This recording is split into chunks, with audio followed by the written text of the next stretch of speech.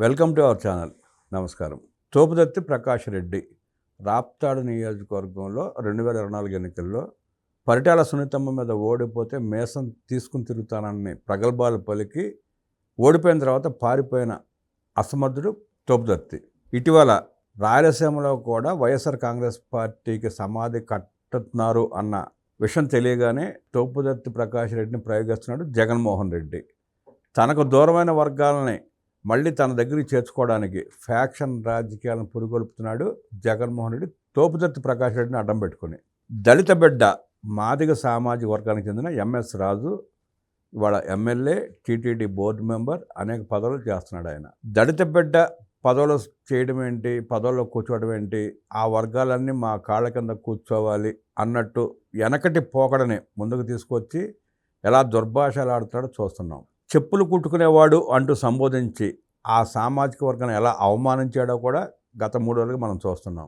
MS రాజు సమాధానం చెప్తే దాన్ని చిలువలు పలవలు చేసి ఎలా రక్తి కట్టిస్తున్నారో కూడా చూస్తున్నాం. జగన్మోహన్ రెడ్డి చేసింది ఏమీ లేక, చెప్పుకోవడానికి ఏమీ లేక ప్రాంతాలుగా విడగొట్టిన ప్రజలు తిరగబడుతున్నారనే ఉద్దేశంతో ఆఖరికి మళ్ళీ ఫ్యాక్షన్ రాజకీయాన్ని పురుగొల్పుతున్నాడు. అంటే ఫ్యాక్షన్ రాజకీయాలు చేస్తే అట్టడుగు వర్గాలని అంతమొందిస్తే తన ప్రాబల్యాలను పెంచుకునే అవకాశం ఉందన్న భ్రమలో ఉన్న జగన్మోహన్ రెడ్డి వ్యవహార శైలి గురించి, తోపుదత్తి ప్రకాష్ రెడ్డి లాంటి అసమర్థుడి గురించి, ఎంఎస్ రాజు సవాళ్ల గురించి తెలుసుకునే ప్రయత్నం చేద్దాం. విశ్లేషణ మనతో పడినాడు రాయలసీమ బిడ్డ, టీడీపీ యాక్టివిస్ట్ శశికుమార్. ఆయన అడిగి మనం విశేషాలు తెలుసుకుందాం. నమస్తే శశి. నమస్తే. తోపుదత్తి ప్రకాష్ రెడ్డి ఇటీవల వారం 10 రోజులుగా ఎలా మాదిగ బిడ్డ ఎంఎస్ రాజు మీద ఎలా అవాకులు చవాకులు పెరుగుతూ మాట్లాడుతున్నాడు చూస్తున్నాం మనం. మళ్ళీ ఫ్యాక్షన్ రాజకీయాలను పురుగొల్పే ప్రయత్నంలో భాగంగానే దాడి చేస్తున్నాడు దళిత బిడ్డల మీద. ఆ దాడిని రాయలసీమ ఎలా చూస్తూ ఉంది, రాష్ట్రం ఎలా చూసే పరిస్థితి ఉంది, ప్రభుత్వం తీసుకునే చర్యలు ఏంటి? ఒకటి, పాలెగాళ్ళు అని మనం గతంలో వినేవాళ్ళం. ఆ పాలెగాళ్ళ మనస్తత్వం ఉన్న వ్యక్తి జగన్మోహన్ రెడ్డి అలాంటి కుటుంబం నుంచి వచ్చిన వాడే. ఈ తోపుదత్తి ప్రకాష్ రెడ్డి అలాంటి పాలెగాడి మనస్తత్వం ఉన్న కుటుంబం నుంచి వచ్చిన వాళ్ళే. ఇద్దరు పాలెగాళ్లే. మనం గతంలో వినేవాళ్ళం పాలెగాళ్ళు ఎలాంటి సైకో మనస్తత్వం చూపించేవాళ్ళు. ఈరోజు ఆ మనస్తత్వానికి సంబంధించిన ఇద్దరు వ్యక్తులు జగన్మోహన్ రెడ్డి ఆదేశాలతో తోపుదుర్తి ప్రకాష్ రెడ్డి ఎలాగైనా రాయలసీమలో మళ్ళీ పాలెగాళ్ళ రాజ్యంది ఫ్యాక్షనిజం తీసుకొని రావాలి, మళ్ళీ గొడవలు చేయాలి. ఇక్కడ ఏంటంటే ఇప్పుడు ప్రశాంతంగా ఉన్న రాయలసీమ, ఒకప్పుడు రక్తం పారిన దగ్గర ఈరోజు నీళ్లు పారుతున్న రాయలసీమలో మళ్ళీ ఫ్యాక్షనిజాన్ని తీయడానికి వీళ్ళు కంకణం. ఎందుకంటే వీళ్ళ అధికారం కోసం ఏం చేస్తున్నారనేది ఈ కుట్రలను చూస్తే మనకు అర్థమవుతుంది. ఈ కుట్రలో వీళ్ళు కావాలనే ఆరోపణలు చేసి నిరూపించమంటే నిరూపించకుండా వాళ్ళపైన దాడులు చేయడానికి బీరు సీసాలు, రాళ్ళు వీళ్ళ ఇంట్లో పెట్టుకొని ఈ విధంగా సవాళ్ళు చేసి పారిపోయే వ్యక్తి ఎవరంటే ఈ తోపుదుర్తి ప్రకాష్ రెడ్డి. ఎందుకు సవాళ్ళు చేసి పారిపోతాడంటే 2 ఉదాహరణలు చెప్తానండి. ఒకప్పుడు ఒక టీవీ ఛానల్ ఇంటర్వ్యూలో కూర్చొని హైదరాబాద్లో మీసం దిప్పతా చెప్పాడు. ఎవరు? ఈ ప్రకాష్ రెడ్డి. గెలిస్తే మీసం తీసుకుంటా, మీసం తీసుకొని తిరుగుతా అన్నాడు. వాళ్ళు గెలిస్తే ఈరోజు వాళ్ళు అఖండ మెజారిటీతో గెలిచారు. తెలుగుదేశం పార్టీ గెలిచింది. అనంతపురం జిల్లాలో ఒక్క సీటు మీ పార్టీకి రాలా. నువ్వు నిజంగా మొగోడువైతే, నువ్వు నిజంగా రెడ్డి కుటుంబంలో పుట్టునుంటే, నీలో నిజంగా పౌరుషం ఉనుంటే నువ్వు మొగోళ్ళలాగా ఏం చేసి ఉంటావు తెలుసా? నేను మాట ఇచ్చా, ఓడా తప్పేముంది, మీసం తీసుకొని తిరగతా అని తిరుగునుంటే ఏందా మొగాడ్రా ప్రకాష్ రెడ్డి, రెడ్డి అనిపించుకున్నాడు రా, మాట ఇచ్చాడు, అదిరా రెడ్డి పౌరుషం అంటే అని ఉంటారు. నువ్వు ఓడిపోయిన తర్వాత హైదరాబాద్కి పారిపోయినోడివి. ఇప్పుడు ఏదో వచ్చి జగన్మోహన్ రెడ్డి ఆదేశాలు సార్ రాయలసీమలో అభివృద్ధి జరుగుతూ ఉంటే మళ్ళీ గొడవలు రేకెత్తించడానికి నువ్వు వచ్చి తిక్క ఛాలెంజ్లన్నీ చేస్తూ ఉన్నావు. సరే, ఛాలెంజ్ చేసావు. ఎంఎస్ రాజు గారు అన్నారు నిరూపించను. నువ్వు నిరూపించేదానికి దిక్కులే. నువ్వు వాళ్ళు ఇంటికి వస్తారేమో అని చెప్పి భయంతో నువ్వేం చేసావు? మగవాడే అంటే సరే ఫేస్ టు ఫేస్ కూర్చో మాట్లాడుకోవాలి. నీకు మాట్లాడే ఆ దమ్ము ధైర్యం లేదు గనుక నువ్వేం చేసావు? రాళ్ళు, మళ్ళీ అదేవిధంగా బీరు సీసాలు. ఎందుకంటే వాళ్ళు వస్తే వాళ్ళపైన దాడి చేసి మళ్ళీ దీన్ని ఏంటంటే శాంతి భద్రతలు దెబ్బతీయడానికి నువ్వు చేసిన పన్నాగం. దాన్ని మగతనం అంటారా సీమలో అని, దీన్ని మగతనం అంటారా సీమలో అని అడుగుతూ ఉన్నారు. రెండోది, నువ్వు ఈరోజు రాజుగారి గురించి మాట్లాడుతూ ఎంఎస్ రాజు గారి గురించి చెప్పుల షాపులో పనిచేశాడు ఈ విధంగా అన్నాడు. ఈరోజు ఎవరి వృత్తి ఏంటో వాళ్ళు ప్రతి ఒక్కరూ అతి సామాన్య కుటుంబంలో పుట్టి చిన్నగా పని చేసుకుంటూ వాళ్ళు టాలెంట్తో పైకి వచ్చిన వాళ్ళే. మీలాగా ప్రాణాలు తీసి రాలా, మీలాగా రక్తపాతం చేసి రాలా. రాజశేఖర్ రెడ్డి కుటుంబం లాగా, నీ తండ్రి కుటుంబం లాగా మీరు అంటున్నారు మేము భూస్వాములని. ఎంతమంది భూములు పొట్టగొట్టారు. దానికి ఎంఎస్ రాజు గారు కూడా గట్టిగా సమాధానం గట్టిగా సమాధానం చెప్పాడు. 2018లో నా తమ్ముడి చేత చెప్పుల షాప్ పెట్టిస్తే నీ తండ్రి వచ్చి బయట చెప్పులు ఎత్తుకుపోయిన పరిస్థితి మీద అవును, ఎస్ అండి. ఎందుకంటే ఈ రోజు చూస్తూ ఉన్నాం, ఎవరైనా కానీ వాళ్ళ వృత్తులను అవమానించే విధంగా మాట్లాడకూడదు. అది ఆయన స్వయం కృషితో వచ్చాడు. ఈ రోజు ఏంటంటే వాళ్ళ మెయిన్ ఆలోచన చెప్తా, ఇది రాష్ట్రంలో ఉండే దళిత వర్గాలందరూ ఒక్కసారి ఆలోచించుకోవాలి. జగన్మోహన్ రెడ్డి అంటాడు కదా, నేను దళితులకు మేనమామ అని చెప్పి. నువ్వు మేనమామ కాదు, కంసమామ. ఎందుకో చెప్పంటావా? ఆ అనంతపురం జిల్లాలో ఒక దళితుణ్ణి హిందూపురం జిల్లా శాఖ అధ్యక్షుడిగా చేసింది ఏంటో తెలిసి తెలుగుదేశం పార్టీ. ఆడెంతోమంది ఓసీలు ఉన్నారు, బీసీలు ఉన్నారు, ఎంతోమంది అగ్రవర్ణాల లీడర్లు ఉన్నారు. కానీ వాళ్ళని కాదని ఒక ఎస్సీ బిడ్డని ఒక జిల్లా శాఖకు అధ్యక్షుడిగా చేసిన ఘనత తెలుగుదేశం పార్టీది. ఈరోజు ఎంఎస్ రాజు గారు ఒక సాధారణ కుటుంబంలో పుట్టి ఆయన ఉద్యమాలు చేసుకుంటూ ఎంఆర్పిఎస్ ద్వారా ఇలా ఉద్యమాలు చేసుకుంటూ వచ్చాడు. వచ్చిన తర్వాత ఈరోజు తెలుగుదేశం పార్టీలో తర్వాత తెలుగుదేశం పార్టీకి ఒక లాయల్టీగా కష్టపడ్డాడు. అపోజిషన్లో ఉన్నప్పుడు పనిచేశాడు. రాష్ట్రంలో ఉండే దళిత వర్గాలందరికీ ఏకం చేసి పార్టీని అధికారంలోకి తీసుకొని ఆయన వంతు పాత్ర ఆయన ఒక ఎస్సీసీఎల్ అధ్యక్షుడిగా చేశాడు. ఆయన చేసిన దాన్ని అధినాయకత్వం గుర్తించింది. ఇలాంటి వ్యక్తి జిల్లా శాఖలో అధ్యక్షుడిగా ఉంటే జిల్లా మొత్తం ఇంకా బలోపేతం అవుతుందని జిల్లా శాఖ ఆయన అధ్యక్షుడిని ఎమ్మెల్యేగా అవకాశం కల్పించారు. అదేవిధంగా ఆయనకి టీటీడీ బోర్డు మెంబర్ ఇచ్చారంటారు. నేను 2025 మహానాల్లో ఆయన ఉపన్యాసం విన్నానండి. ఆయన ఒక మాట చెప్తూ వేదిక పైన చాలా భావోద్వేగానికి లోనయ్యాడు. ఎందుకంటే ఒకప్పుడు నేను పుట్టిన ఊర్లో మమ్మల్ని కనీసం గుళ్ళకి కూడా రానిచ్చేవాళ్ళు కాదు. మా ఊర్లో మమ్మల్ని గుళ్ళలేక రానిచ్చేవాళ్ళు కాదు. ఈరోజు తెలుగుదేశం పార్టీ నాకు ఎలాంటి గౌరవం కల్పించిందంటే, ఏ గుళ్ళేకైతే నన్ను రానిలేదు అదే గుళ్ళేకి ఈరోజు పూర్ణ కుంభంతో ఆహ్వానం పలికే విధంగా నన్ను తిరుమల తిరుపతి ట్రస్ట్ బోర్డుకి మెంబర్గా, ప్రపంచం మొత్తం గర్వంగా చెప్పుకుని తిరుమల ట్రస్ట్ బోర్డు మెంబర్గా నాకు అవకాశం కల్పించింది. అదే ఊర్లో అదే గుళ్ళేకి నన్ను పూర్ణ కుంభంతో ఆహ్వానించే విధంగా కలిపింది. అది దళితులకు తెలుగుదేశం పార్టీ ఇచ్చిన అవకాశం. ఎందుకంటే ఒకప్పుడు మనం ఊర్లలో చూసే వాళ్ళని దళితులను రానిలే, ఆ పరిస్థితి రూపుమాపాలని పోరాడింది తెలుగుదేశం పార్టీ. ఈరోజు అలాంటి దళిత బిడ్డలను పూర్ణ కుంభంతో డైరెక్ట్గా గుళ్ళేకి ఆహ్వానించే విధంగా గౌరవం కల్పించింది తెలుగుదేశం పార్టీ అని చెప్పాడు. అంటే దళితులకు తెలుగుదేశం పార్టీ ఏ విధమైన గౌరవం కల్పిస్తుందో చూస్తున్నాం.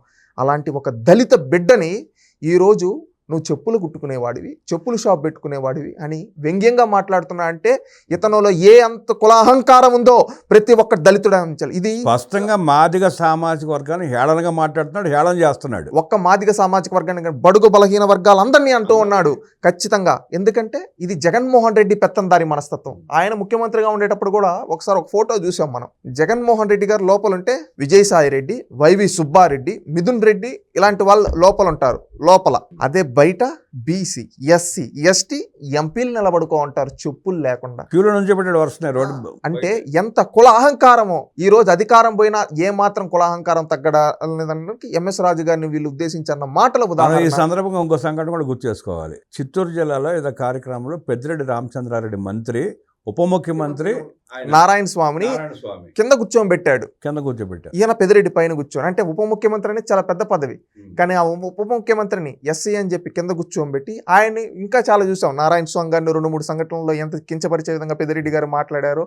వాళ్ళ కాళ్ళ కింద తొత్తుల్లా ఎలా చూశారు. అంటే ఇక్కడ ఏంటంటే వాళ్ళ కుల అహంకారం, వైసీపీలో ఉండే తోపుదుర్తి ప్రకాష్ రెడ్డి కావచ్చు, పెద్దిరెడ్డి రామచంద్రారెడ్డి కావచ్చు, జగన్మోహన్ కుల అహంకారం కనిపిస్తోంది.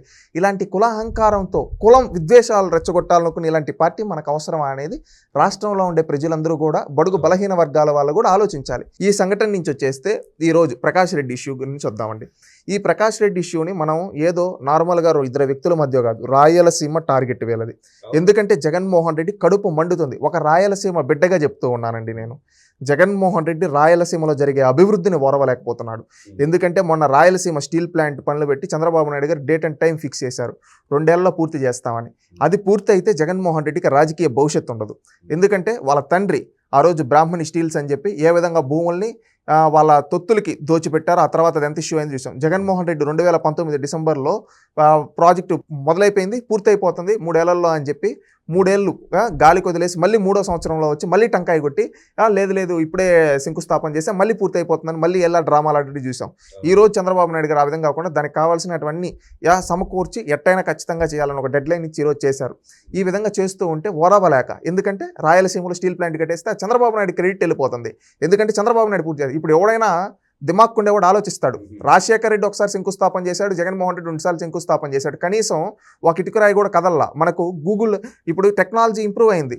ఇప్పుడు జగన్మోహన్ రెడ్డి మాటలు చెప్తే నంబరు. మనం ఇప్పుడు గూగుల్ ఇమేజెస్లోకి వెళ్ళి అప్పుడు ఎలా ఉంది, ఈ ప్లేస్ ఇప్పుడు ఎలా ఉందని చూస్తే ఆటోమేటిక్ తెలుస్తుంది. జగన్మోహన్ రెడ్డి శంకుస్థాపన చేసింది, రాజశేఖర రెడ్డి శంకుస్థాపన చేసిన తర్వాత ఖాళీ భూములు పడున్నాయి. చంద్రబాబు నాయుడు చేసిన దగ్గర ఏందో పెద్ద బిల్డింగ్లు ఇవన్నీ వచ్చాయి. అంటే ఇక్కడ వీళ్ళు చెప్పేది అంత అబద్ధం, ఇది రియాలిటీ. అంటే ఇప్పుడు ఎవడు క్రెడిట్ చోరీ? వీళ్ళు చేయలేదు. వీళ్ళు చంద్రబాబు నాయుడు గారు చేసిన క్రెడిట్ చోరీ చేయాలనుకుంటున్నారు. ఇప్పటి నుంచి స్టార్ట్ చేశారు ఆ క్రెడిట్ చోరీ కోసం.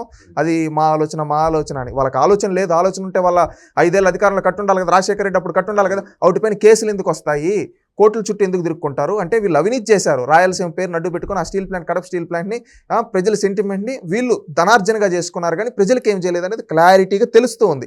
దీంతో కడుపు మండిపోతుంది. ఇంకొకటి ఏంటంటే మొన్న ఏఎంసీఏ పుట్టపర్తికి వచ్చింది. ఇంకొకటి ఏంటంటే డ్రోన్ హబ్గా ఒక విధంగా ఇక్కడ కంపెనీలు వస్తూ ఉన్నాయి.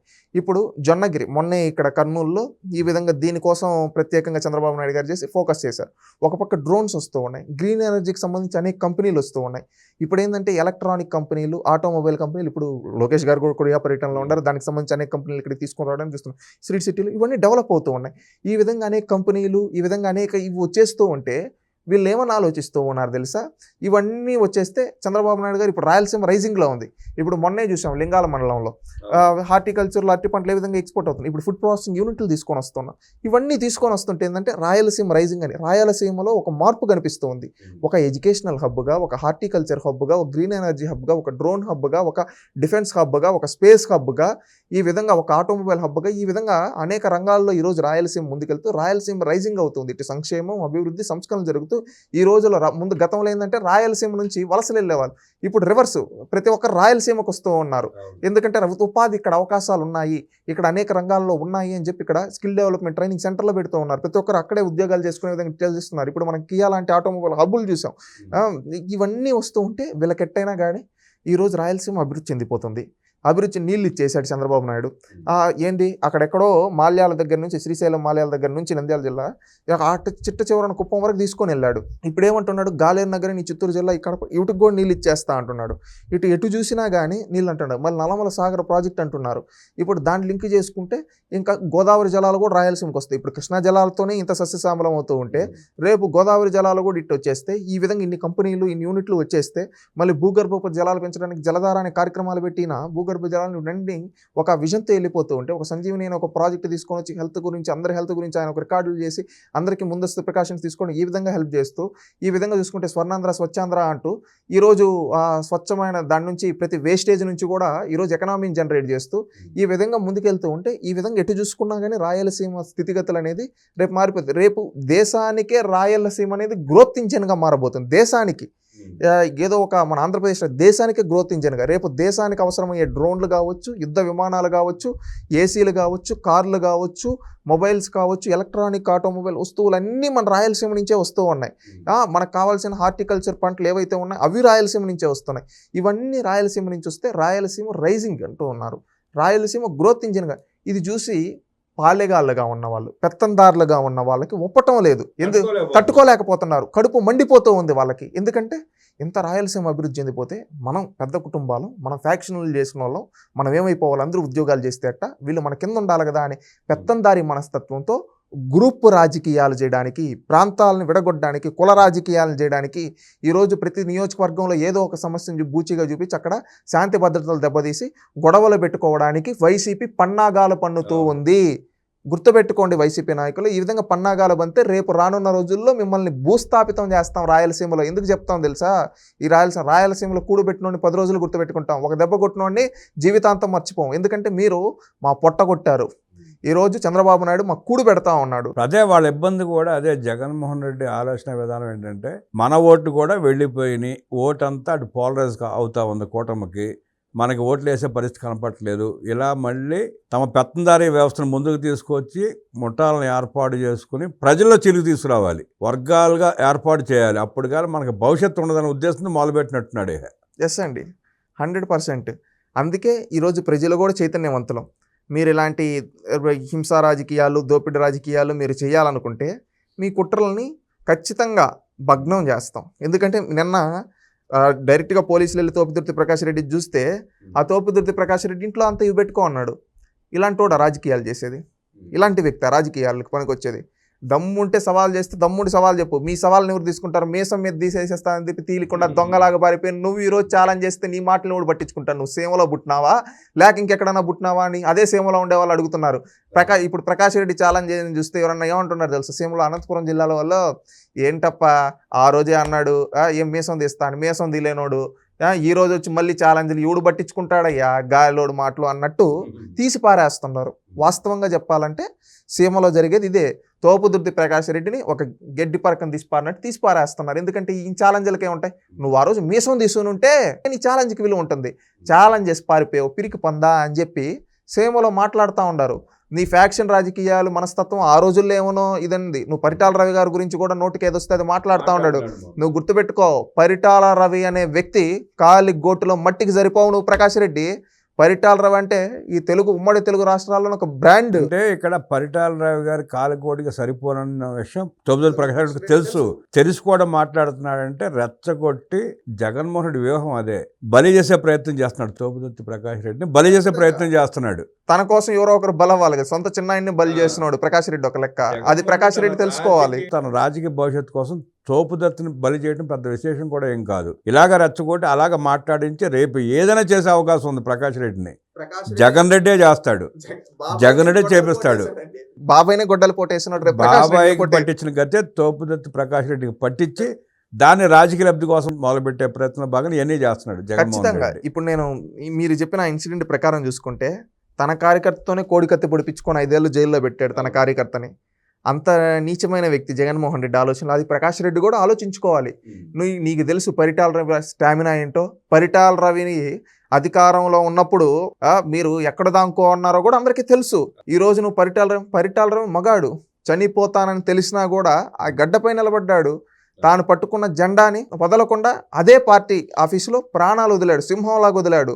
శత్రువులు చంపుతారని తెలిసిన పారిపోలా నీలాగా. నువ్వు మీసం తీయాల్సి వస్తుందని చెప్పి వదిలిపోయినోడివి. నువ్వు మీసం తీయాల్సి వస్తుందని వదిలిపోయిన నువ్వెక్కడ? ప్రాణం పోతుందని తెలిసిన నేను నా కార్యకర్తలను నేను కాపాడుకోవాలని ప్రాణాలు వదిలిన పరిటాల రవి ఎక్కడ? పరిటాల రవి అంటే ఒక బ్రాండ్. ఆ బ్రాండ్ని 100 ఏళ్ళైనా రాయలసీమలో చెరపలేరు. రాయలసీమ సింహం ఎవరంటే పరిటాల రవి. మీరు చెప్పుకుంటారు కదా పులివెందుల పులి ఇవి. మీరు డబ్బులు ఇచ్చి కొట్టించుకోవాలి. రాయలసీమ సింహం అంటే ప్రతి ఒక్కడికి వెలిగిపోయారు పరిటాల రవి. ఎంతోమంది నీకు తెలీదా? మీ బంధువర్గం ఆ రోజు అనంతపురం జిల్లాలో, ఉమ్మడి అనంతపురం జిల్లాలో పెనుగొండ ప్రాంతంలో ఆడబిడ్డలపైన అత్యాచారాలు చేస్తే ఆ రోజు ఆడబిడ్డల్ని ఎట్ల పడితే వేధిస్తూ ఉంటే ఆ రోజు ఆడబిడ్డలకు అండగా నిలబడి నీలాంటి రాక్షస మోకాలను మీ బంధువులను తరిమి కొట్టింది ఎవరు? పరిటాల రవి కాదా? తెలుసుకో చరిత్ర. నువ్వు ఈరోజు ఇప్పుడు ఈ తరంకి ఏం తెలియదులే, పరిటాల రవిని ఏదో చూపిద్దాం అనుకుంటే ప్రతి ఒక్కరికి చరిత్ర తెలుసు. మీ కుటుంబాల యొక్క చరిత్ర తెలుసు. ఆడవాళ్ళ ఉసురు ఏ విధంగా పోసుకున్నారో తెలుసు. ఎంతమంది మాంగళ్యాలు తెంచారో తెలుసు. ఆ పాపం ఇంకా మీ కుటుంబాలను ఎలా వేధిస్తూ ఉందో తెలుసు. ఈరోజు నువ్వు పరిటాల రవి గారి గురించి మాట్లాడే స్థాయి కాదు. మీ పెత్తందారి పోకడాలు తగ్గించుకొని మీ పాలెగాల మనస్తత్వం తగ్గించుకుంటే ప్రజలు సరేలేరా అని ఇంకొకసారి గాల్లో ఒకసారి గెలిచినోడివి నువ్వు, నీ కుటుంబం. మీరు జీవితంలో ఎమ్మెల్యేలు కాలేని వాళ్ళు అప్పుడు కాళ్ళు పట్టుకుంటే వాళ్ళ నాయన చేతిలో ఓడిపోయా, వాళ్ళ అమ్మ చేతిలో ఓడిపోయా, ఇప్పుడు పిల్లోడి చేతిలో కూడా ఓడిపోతుందని నువ్వు ఇంటింటికి వెళ్ళి కాళ్ళు పట్టుకుంటే ఆప్తాలు ఏదో గెలిచావు. నీ సొంత చరిష్మాతో కాదు, గుర్తుపెట్టుకో. కాళ్ళు పట్టుకుంటే జాలి చూపించేసి నోట్లు నీకు, నీ చరిష్మా చూసి వచ్చిన నోట్లు కాదు. మళ్ళీ నెక్స్ట్ ఎలక్షన్ ఎలా భూస్థాపితం చేశారో చూసాం కదా నిన్ను. ఇక్కడైనా పద్ధతి మార్చుకో. ఆ పాలెగాడి మనస్తత్వం, పెత్తందారి మనస్తత్వం జగన్మోహన్ రెడ్డి కోసం సొంత చిన్నాన్నే బలి చేశాడు. రేపు నిన్ను కూడా బలి చేసి నీ కుటుంబాన్ని పెట్టుకొని రాజకీయాలు చేస్తాడు. పెత్తందారి మనస్తత్వం తగ్గించుకొని హుందాతనంగా ఉండాలని తెలియజేస్తున్నాం. ఇలాంటి పిరికి పొంద ఛాలెంజ్లు చెయ్యొద్దు. నీకు ఛాలెంజ్లు సెట్ కావని చెప్పి తోపుదుర్తి ప్రకాష్ రెడ్డి గారికి తెలియజేయదు. ఎందుకంటే నీ స్థాయి ఏంటి? మీసం తీయాల్సి వస్తుందని పారిపోయిన నువ్వు ఈరోజు సవాలు చేసి చుట్టూ మీ వాళ్ళు ఒక వీడియోలో చూసా, అన్న మన వైసీపీ కార్యకర్తలు అన్న దిగన్నా అంటే లేదని కారులో దాక్కున్నాను. నువ్వు దిగట్లా. తోపుదుర్తి గ్రామానికి వెళితే పోలీసులు పక్కన ఉండగా కూడా కార్యకర్త దిగన్నా అంటే కూడా భయపడుతున్నాడు దిగటానికి. నువ్వు ఛాలెంజ్లు చేస్తే ఎవరు చూస్తారు? ఇక ఇదండి ఫైనల్గా ఏంటంటే రాయలసీమ ప్రజలను కూడా చేరేది. మనం ఇప్పుడు అభివృద్ధి చెందుతున్నాం అన్నిటికీ దూరంగా. వీళ్ళు ఇంకా కుట్ర రాజకీయాలు చేస్తున్నారు. మనందరం ఆలోచించి చైతన్యవంతంగా ఉండాలి. ఎందుకంటే మన ప్రాంతం ఈరోజు గ్రోత్ ఇంజిన్గా మారుతుంది దేశానికి. చంద్రబాబు నాయుడు మనందరం సహకరించి చేసుకుంటే మన భవిష్యత్ తరాలు బాగుంటాయి. రేపు మనం ప్రపంచానికి ఐకానిక్గా ఉంటాం. దానికోసం మనందరం చేద్దాం. ఇలాంటి హింసా రాజకీయాలు చేయాలి, కుట్ర రాజకీయాలు చేయాలి, ఎట్లయినా కానీ ఉద్యోగాలు రాకుండా ఆపాలి, ఈ శాంతి భద్రతలు దెబ్బతీయాలనుకుని ఇలాంటి కుట్ర మనస్తత్వాలు ఉన్న వాళ్ళని అధపాతాళానికి మన ఓటుతో మళ్ళీ మళ్ళీ బుద్ధి చెప్పాలని ఈరోజు రాయలసీమ రైజింగ్ అవుతూ ఉంది. దీనికి ప్రతి ఒక్క యువత అందరూ సహకరించి ఇంకా ప్రతి ఒక్కరిని మనం చైతన్యవంతం చేయాలి. ఇంకా మనకేమైనా కావాలంటే అందరం కూర్చొని సమిష్టిగా ఒక నిర్ణయాలు తీసుకొని మన రాయలసీమ అభివృద్ధికి, మన భవిష్యత్ తరాల అభివృద్ధికి మనందరం కలిసి ముందుకెళ్లాలని కోరుకుంటూ ఉన్నాను. ఇటీవల సాక్షుల ప్రతి వార్త రాస్తూ కాపు బిడ్డ సాయి, రావణ్ చౌదరి అంటూ కులాల ప్రస్తావన తీసుకొచ్చి వార్తలు రాస్తూ ఉంది. ఈరోజు నిన్న మొన్న జరిగిన అనంతపురం జరిగిన ఎంఎస్ రాజు ఉదంతం మీద కానీ ఆ వార్త కానీ ఒక వార్త రాయలేదు. దళిత బిడ్డ, మాదిగ బిడ్డ ఎంఎస్ రాజుని ఇలా కులహంకారంతో ముఠా నాయకుడు తిట్టాడని చెప్పి వార్త ఎక్కడ స్పష్ట కనపడలే మనకు సాక్షిలో. ఎందుకంటే సాక్షి అనేది అసాక్షి, సాక్షి అని కాదు వాళ్ళ పేరు మార్చుకోవాలి, అసాక్షి అని పెట్టుకోవాలి. ఈరోజు ఇది ఈ రోజు నుంచి మొదలైంది కాదండి. సాక్షి మొదలైన తొలి రోజు నుంచి మనం గమనిస్తే వాళ్ళకు అనుకూలంగా ఉండే దగ్గర కులాలను వాడతారు. ఈరోజు సాయి ఈ విధంగా వీళ్ళ కులాలు, సాయి అనే వ్యక్తి ఎలాంటి మనస్తత్వం ఉండే వ్యక్తితో ఆ సాయి అనే వ్యక్తి ఎవరైతే చనిపోయాడో అతనిది చనిపోయాడా, ఇంకా అతను ఎక్కడున్నాడు అనేది ఇంకా న్యాయస్థానాల్లో తేలాల్సి ఉంది కాబట్టి మనం ఉండాలి, వేచి చూడాలి. బట్ ఆ విషయంలో కులం పేరు పదే పదే ప్రస్తావిస్తూ ఉన్న జగన్మోహన్ రెడ్డి గారు ఇదే పవన్ కళ్యాణ్ గారి కుమార్తెల పైన తప్పుడు పోస్టులు పెట్టినప్పుడు సాక్షిలు ఎందుకు రాయలేదు? కాపు ఆడబిడ్డలపై కుల అహంకారంతో రెచ్చిపోతున్న రెడ్లు అని ఎందుకు రాయలేదు? రాయరు. ఈరోజు ఒక మాదిగ బిడ్డ ఎంఎస్ రాజుపై కుల అహంకారంతో దూషించిన తోపుదుర్తి ప్రకాష్ రెడ్డి, లేదా మాదిగ బిడ్డకు ఛాలెంజ్ విసిరిన తోపుదుర్తి ప్రకాష్ రెడ్డి అని ఎందుకు రాయడు? అదేవిధంగా ఒక గిరిజన మహిళని ఒక పెత్తందారి మనస్తత్వంతో ఒంగోలులో తరిమి కొట్టిన వైసీపీ నాయకుడు అని ఎందుకు రాయడు? గిరిజన ఆడబిడ్డపై అత్యాచారం చేసిన వైసీపీ లీడర్ అని ఎందుకు రాయడు? ఒక బీసీ ఆడబిడ్డను వేధిస్తూ ఉంటే ఒక బీసీ బిడ్డ వెళ్ళి మా అక్కడ ఎందుకు వేధిస్తున్నావంటే చంపేసిన పెత్తందారి వైసీపీ నాయకుడు అని ఎందుకు రాయడు? అంటే వీళ్ళకు అనుకూలంగా ఉండే దగ్గరేమో కులాలు తీసుకొని వస్తారు, నిజంగా జరిగే అన్యాయం జరిగిన దగ్గర కులాన్ని కనీసం తీసుకొని రాకుండా ఈ విధంగా మీరు అన్నట్టు వక్రాక్షరాలు రాస్తున్న వక్రాక్షికి కూడా రానున్న రోజుల్లో ఎండ్ కార్డు పడవబోతుంది. నిజంగా అక్కడ పనిచేసే జర్నలిస్టులు సిగ్గుపడండి. మీరు జర్నలిజం చేసేటప్పుడు నీతిగా నిజాయితీగా మేము వార్తలు రాస్తామని చెప్పి ఈరోజు పొట్టకూటి కోసం ఈరోజు ఆ విధంగా రాయిపించే మేనేజ్మెంట్ పైన మీరు నిలదీయలేకపోతున్నారు. అందుకని నేనేమంటానంటే మీరు గుర్తవ్వచ్చు, కానీ మనసు చంపుకొని ఆ విధంగా రాసినప్పుడు మీరు చదివిన జర్నలిజంకి ఏం విలువ ఉంటుంది? జర్నలిస్టులు అంటే ఎంతో విలువలతో పనిచేయాలి. అంటే ఈ విధంగా వక్రాక్షరాలు రాసేవాళ్ళు జర్నలిస్టులు కాదు, అది సాక్షిలో ఉండే జర్నలిస్టులు. ఒక్కసారి మీ మనస్సాక్షిని ప్రశ్నించుకుంటే బాగుంటుందని తెలియజేస్తున్నామండి. 4 దశాబ్దాలు వైఎస్ రాజశేఖర రెడ్డి కుటుంబానికి రాజకీయ భిక్ష పెట్టిన పులివెందులకి తాగునీరు కూడా ఇవ్వలేని అసమర్థ కుటుంబం నేడు చంద్రబాబు నాయుడు గారు రాయలసీమ వ్యాప్తంగా రాయలసీమ మొత్తాన్ని అభివృద్ధి పదాలను నడిపిస్తూ పరిశ్రమలు తీసుకొస్తూ లక్షల ఉద్యోగాలు కల్పిస్తూ లక్షల కోట్ల రూపాయల పెట్టుబడులు తీసుకొస్తా ఉంటే జగన్ రెడ్డి తన పెత్తందారి పోకడని ప్రదర్శిస్తూ మళ్ళీ ఫ్యాక్షన్ని రెచ్చగొట్టే ప్రయత్నం చేస్తూ సమాజాన్ని చీల్చే ప్రయత్నం చేస్తున్న అలాంటి దుర్మార్గుల పట్ల, అలాంటి పార్టీ పట్ల జాగ్రత్తగా ప్రజలు ఉండాలని, జాగ్రత్తగా ఉండకపోతే మన భవిష్యత్తునే నాశనం చేసే కుట్రల పన్నే నీచపు రాజకీయాలు చేసే అలాంటి అసమర్థుల్ని దూరంగా పెట్టకపోతే సమాజానికి, రాష్ట్రానికి, దేశానికి కూడా పెను ప్రమాదం వాటిల్లే అవకాశం ఉందంటూ విశ్లేషించిన శశికుమార్కి అభినందనలు తెలియజేస్తూ నమస్కారం.